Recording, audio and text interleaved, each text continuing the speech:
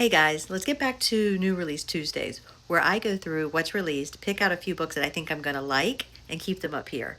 And maybe find something that you want to read as well. So let's get to it. The first one is The One Day You Were My Husband, and this is the story of Carrie, and she's getting ready to marry Johan in Thailand. When all of a sudden the beach is surrounded by cops and they arrest him for drug smuggling. And she tries to get him out, but she just can't do it. And he ends up being sent to jail for what's supposed to be life. So what's a girl to do? She moves on. She meets somebody, she gets married, she has kids, and then years later she gets an opportunity to take a job in Stockholm. And when she gets there, who does she see? Johan, who's supposed to be in jail. Well, apparently he got out and he also started a whole new family. So she becomes obsessed to find out what really happened and to get closure. The next one is Take Me With You by Stephen Riley. And I have never read one of his books, but I hear they're quite funny. And this one is about Jesse. He's been married to his husband for 30 years. And one day his husband walks out the door into the backyard and gets sucked up by aliens, just in a beam of light. Poof! But what's a guy to do when you've been married for 30 years and that's your whole life? Do you buy a dog? Do you install a pool? Do you try to call your mom and make things better again? What do you do?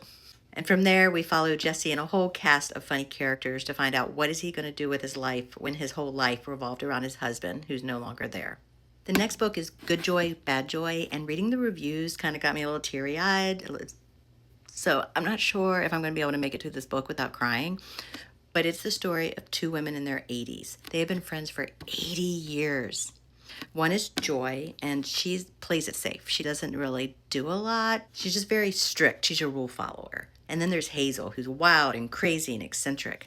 Well, Hazel finds out that she's dying of cancer. And Joy realizes that maybe by playing it safe, she has missed a lot in her life. And so in order to honor Hazel, she's going to start living her life to the fullest. And finally, we have a historical fiction book, The Hope Keeper. And this is the story of Elizabeth. Her twin brother has died, and now she has to take over the family business, which is a jewelry business.